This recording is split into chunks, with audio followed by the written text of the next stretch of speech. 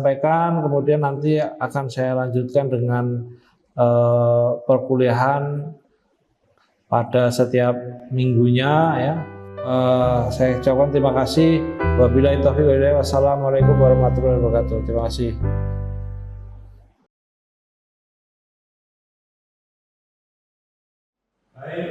Assalamualaikum warahmatullahi wabarakatuh. Selamat sore.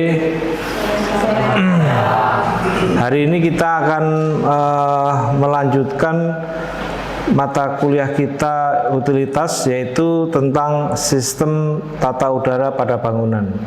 Ya.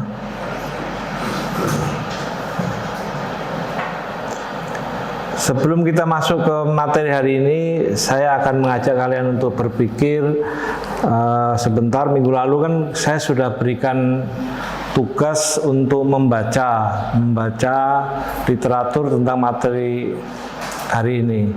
Ya, kita mulai dengan beberapa pertanyaan sederhana tentang pengkondisian udara ini. Kalau di ruang kelas ini, ketika AC mati, kemudian pintu juga, jendela juga tidak dibuka, apakah juga akan merasa nyaman di sini? Tidak. Oke. Kemudian di dalam sebuah bangunan, apakah hanya teknisi yang berhak melakukan inspeksi ataupun pemasangan tentang alat pengkondisian udara? Apakah kita seorang arsitek juga berhak menurut kalian? Oke. Baik,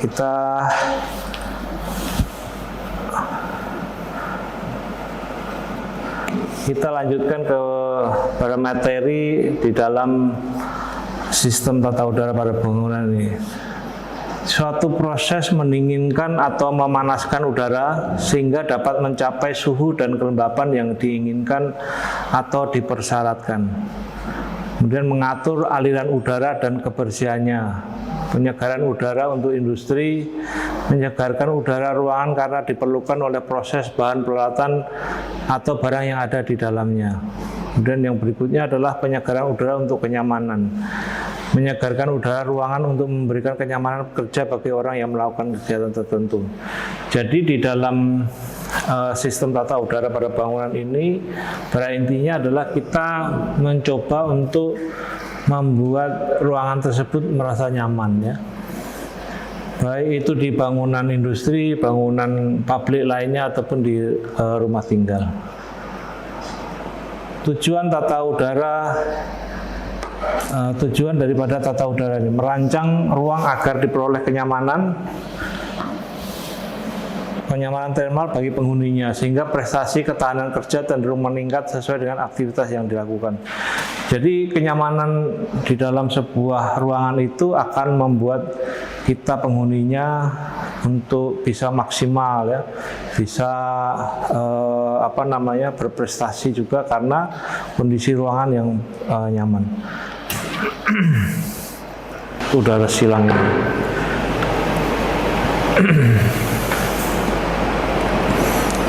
Ini adalah ilustrasi bagaimana ventilasi silang ini bisa berlangsung, ya. Ada bangunan, di kiri kanan ada pohon peneduh, ya. Bagaimana aliran angin ini akan masuk menggantikan udara yang ada di dalam bangunan. Yang berikutnya adalah tata udara buatan. Coba siapa yang mau baca, silakan.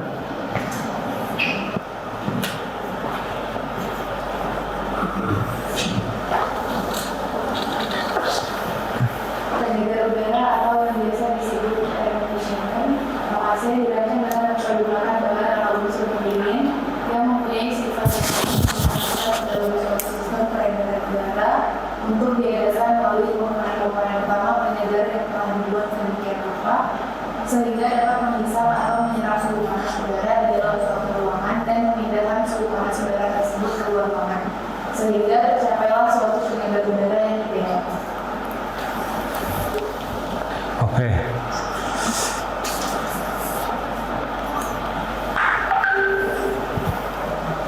Selanjutnya silakan. Syarat tata udara buatan. Yang pertama itu dapat mengatur dan menyesuaikan suhu di dalam ruangan. Yang kedua dapat menjaga dan mengatur kelembapan udara. Yang ketiga memperlengkapi penukaran udara dengan baik. Yang keempat itu dapat mengedarkan kembali udara yang telah ada di dalam ruang yang sudah diberikan pengaturan udara. Lalu yang terakhir dapat menyaring dan membersihkan udara. Komponen utama penyegar udara itu ada kenaikan tekanan didapat dari dalam kompresor, menghilangkan panas di dalam kondensor, mendapatkan hawa panas di dalam evaporator, dan menghilangkan tekanan di dalam, yaitu capillarity. Oke. Ini adalah komponen bangunan yang mempengaruhi beban pendinginan ruangan. Yang pertama adalah bahan bangunan, ya. Bagaimana identifikasi bahan bangunan menentukan nilai transmitansi termal, ya. Bahan bangunan ini dalam artian bagaimana kita menggunakan material dinding, kemudian plafon, kemudian kita pakai berapa persen kaca dan lain sebagainya, ya. Yang kedua adalah beban listrik. Beban listrik yang dikeluarkan oleh lampu dan peralatan elektronik ini akan membuat suhu ruangan menjadi naik, ya. Kemudian beban penghuni, berapa kapasitas penghuni ada di ruangan tersebut. Beban udara luar sebagai ventilasi dan infiltrasi. Ya, kita ketahui sekarang ini di Kota Batam ini suhunya mungkin sampai 38 ya kalau siang. Jadi banyak pengguna AC itu komplain, kok AC saya kok tidak dingin dan lain sebagainya. Kemudian panggil tukang servis, isi freon dan lain sebagainya. Padahal yang terjadi bukan itu. Yang terjadi karena yang pertama kondisi udara di luar lebih panas, ya. Kemudian yang terakhir adalah beban serubung bangunan. Saya akan bercerita sedikit tentang fenomena yang banyak terjadi di beberapa perumahan, ya. Karena mereka merasa bahwa suhunya naik, kemudian beban AC menjadi lebih berat, maka untuk area-area tertentu mereka tidak bikin kaca, ya. Tidak pernah lihat belum? Jadi satu bangunan itu bagian timur atau barat dia tidak bikin kaca, ya. Karena apa? Karena mereka melihat bangunan-bangunan yang sudah ada itu kalau dikasih kaca mereka pasti akan kasih tirai, kemudian di lantai 2 kasih tirai, kasih tutup, kemudian dipaksa harus itu secara visual di luar juga tidak bagus, makanya kan dipejal sekalian, ditutup sekalian, kemudian dikasih ornamen dari luar bagus, supaya apa? Supaya beban AC di dalam juga tidak terlalu berat, ya. Itu fenomena yang terjadi sekarang. Jadi fasad itu sekarang tidak semuanya dimanfaatkan, ya. Ada beberapa sisi di mungkin di arah timur barat, ya, mereka akan pejal itu. Karena mereka merasa sisi itu adalah sisi yang negatif.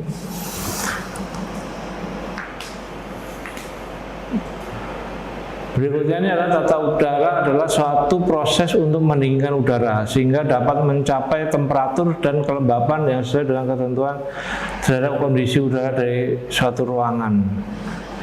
Ini dari referensi dari Wiranto.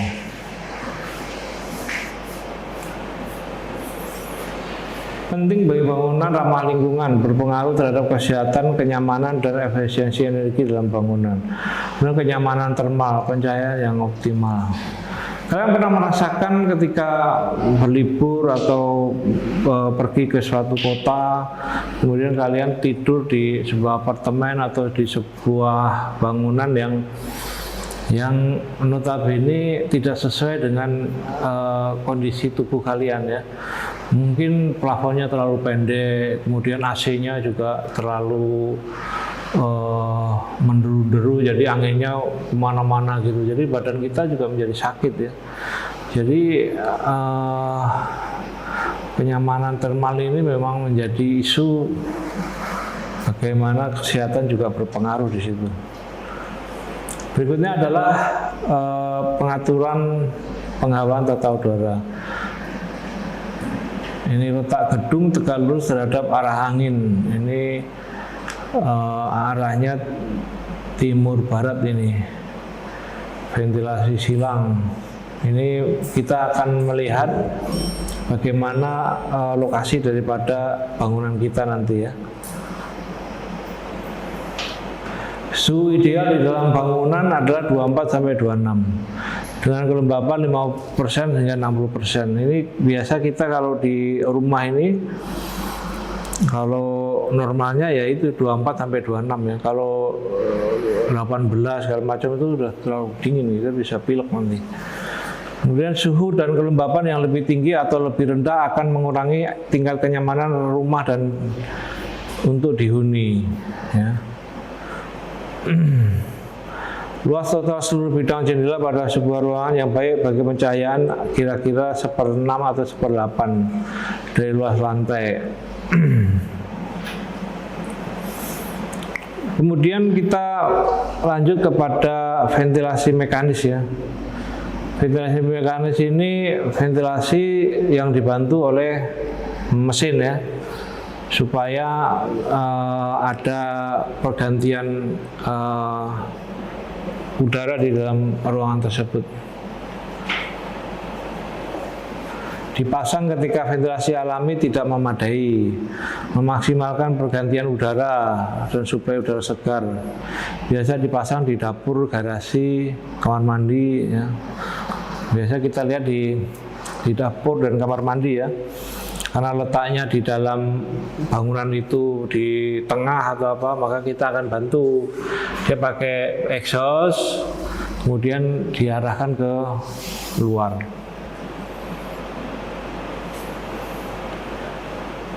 Ventilasi mekanis ini juga sering kita gunakan di dalam area parkir, ya. Bagaimana area parkir itu juga membutuhkan suatu udara yang segar ya, karena dia biasanya berada di tengah-tengah bangunan atau di bawah bangunan.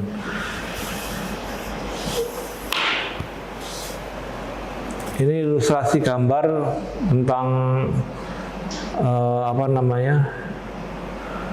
tentang udara di dalam parkir ya, bagaimana dia disedot dan dikeluarkan di lantai-lantai. Oke, lanjut lagi. Siapa yang mau baca?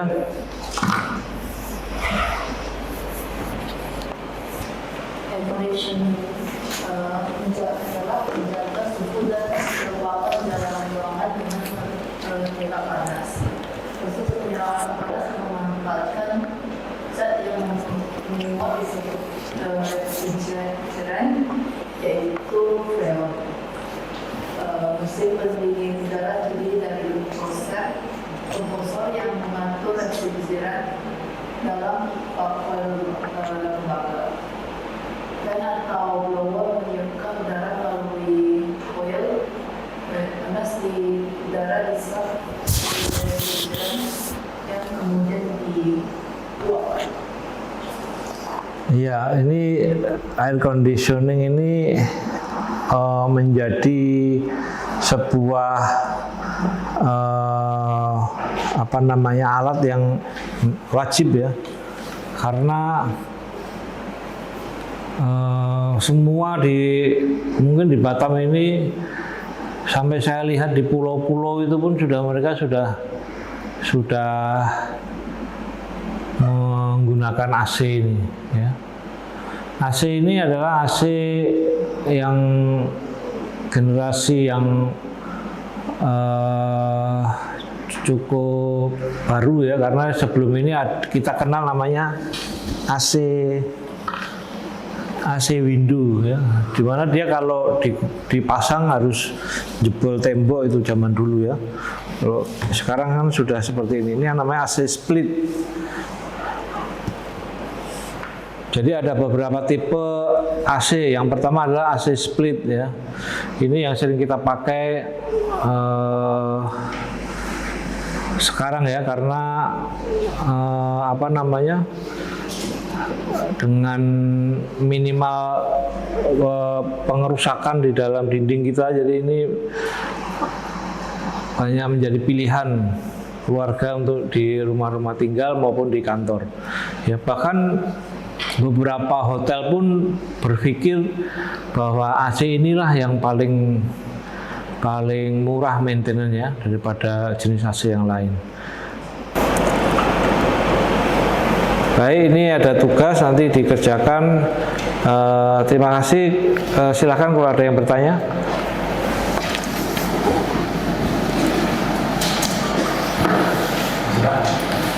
Ya, silakan. AC itu kalau selain menjadi itu living room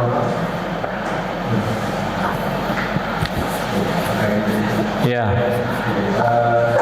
AC itu saya teknologi itu ini cuma jadi living room saja. AC ini sebenarnya kalau teknologi yang terbaru dia juga bisa sebagai pemanas ya. Kita ketahui kalau kita pergi ke daerah yang dingin, mau di Dieng atau di mana gitu, AC itu kadang-kadang kita tidak gunakan untuk pendingin, kan kita kan sudah dingin di situ, jadi kita panaskan. Kemudian di situ kita juga bisa menggunakan untuk air panas, teknologi yang terbaru seperti itu. Jadi tidak hanya untuk pendinginan udara ya, dia ada banyak fungsi. Cukup pertanyaannya? Bisa menjawab atau tidak? Ya, yang lainnya silakan. Ya. Jadi tadi Bapak ada membahas terkait AC, terkait ventilasi alami. Tadi Bapak ada membahas terkait ventilasi alami dan mekanis. Ya. Jadi pertanyaan saya, apa perbedaan antara ventilasi alami dan mekanis? Ventilasi alami sudah saya sampaikan tadi bahwa dia hanya bekerja secara alami ya, dia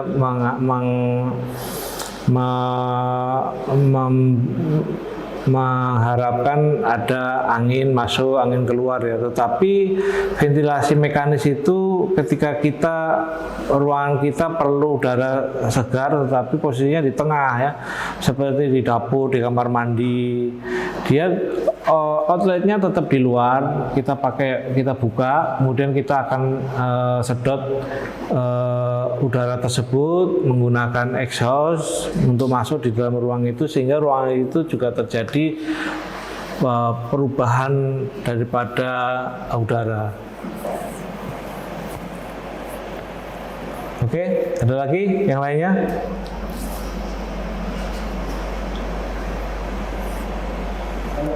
Silakan.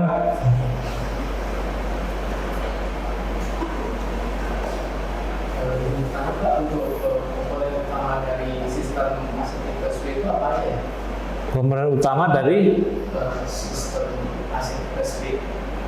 AC split. Ya. Oh. AC split tadi sudah dijelaskan bahwa dia punya komponen utama ini adalah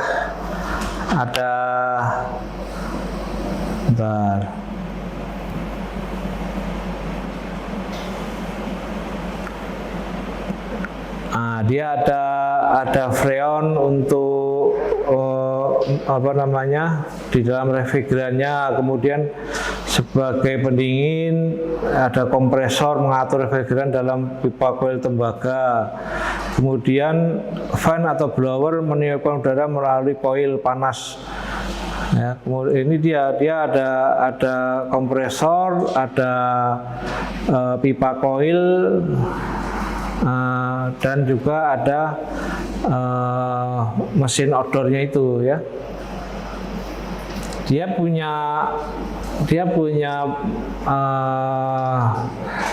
mesinnya adalah outdoor dan indoor ya. Outdoor itu dipasang di luar, kemudian dia fungsinya untuk mengambil udara dari luar, kemudian dirubah menjadi dingin masuk ke dalam indoor. Oke, ada lagi? Silakan. Kenapa dalam mendesain ruang itu kita harus memperhatikan peletakan mesinnya, Pak? Ya, peletakan AC itu menjadi penting ya, karena bagaimana nanti AC itu akan bekerja maksimal atau tidak ya. Begitu juga yang harus kita lakukan adalah pemilihan daripada unit AC tersebut ya. AC tersebut ada, kita lihat sekarang umpama di sebuah ruangan itu kalian pilih AC split yang inverter ya umpama ya. Inverter itu fungsinya adalah ruangan itu tertutup begitu lama, nanti dia akan adjust daripada suhunya. Kalau suhu luar panas, dia akan adjust temperatur dan lain sebagainya. Akan tidak cocok ketika kalian pilih inverter itu di dalam sebuah ruangan yang terbuka. Kalian sering keluar masuk, tidak cocok ya. Nah, begitu juga penempatannya kalau kalian menempatkan AC itu umpama di atas tempat tidur atau berada di pintu, berhadapan dengan pintu dan lain sebagainya, jadi pasti akan mengurangi daripada dingin daripada AC tersebut ya. Kemudian nanti kalian juga harus pikirkan bagaimana maintain, karena AC itu harus di-maintain, harus dibersihkan. Kalau kalian meletakkannya salah, kalian meletakkannya di atas tempat tidur dan lain sebagainya, letakkan di atas mesin-mesin sehingga susah dibersihkan, itu juga menjadi suatu kondisi yang harus diperhatikan. Oke, cukup. Ada lagi? Kalau tidak ada lagi, saya kira cukup untuk hari ini. Terima kasih. Kita ketemu di minggu yang akan datang. Terima kasih. Assalamualaikum warahmatullahi wabarakatuh.